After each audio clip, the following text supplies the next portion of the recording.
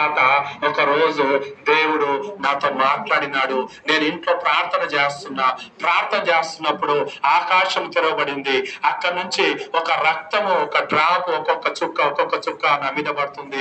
నా మీద పడుతున్నప్పుడల్లా నాలో ఉన్న ఒక చీకటి, నాలో ఉన్న బరువు, నాలో ఉన్నటువంటి బాధ అదంతా కూడా తొలిగిపోయి ఆ రక్తం నా మీద పడి మరి నేను ఎట్లయిపోయినా అంటే తేలికగా అయిపోయింది. అప్పటిముందు ఏదో బరువు, ఏదో బాధ, ఏదో వేదన, ఏదో దుఃఖము, ఇంట్లో సమస్యలు, డబ్బులు, ఇదంతా బాధ, జీవితం అంతా బాధ, వేదన ఉండేది. కానీ ఎప్పుడైతే యేసు ప్రభు రక్తంలో నేను కడుగబడ్డానో వెంటనే నాలో ఆ బాధ తొలగిపోయింది, ఆ భారం తొలగిపోయింది, ఆ యొక్క వేదన తొలగిపోయింది.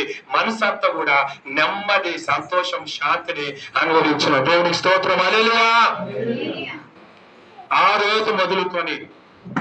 రోజు మొదలుకొని మరి సిగరెట్లు మానేసిన, సినిమాలు మానేసిన, స్నేహితులతో చెడ్డవద్దు తిరగడం మానేసిన, ఇంట్లో బాధ్యత కలిగి ప్రవర్తించడము, ఇంట్లో మంచిగా పనులు చేయడము, ఇవన్నీ కూడా చేయడానికి మరి దేవుడు నా యొక్క మనస్సును మార్చినాడు.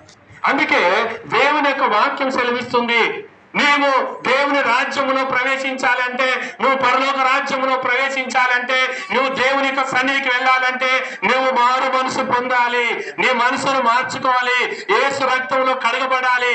యేసు రక్తంలో నువ్వు శుద్ధి చేయబడినప్పుడు నీవు రక్షణ పొందుతావు.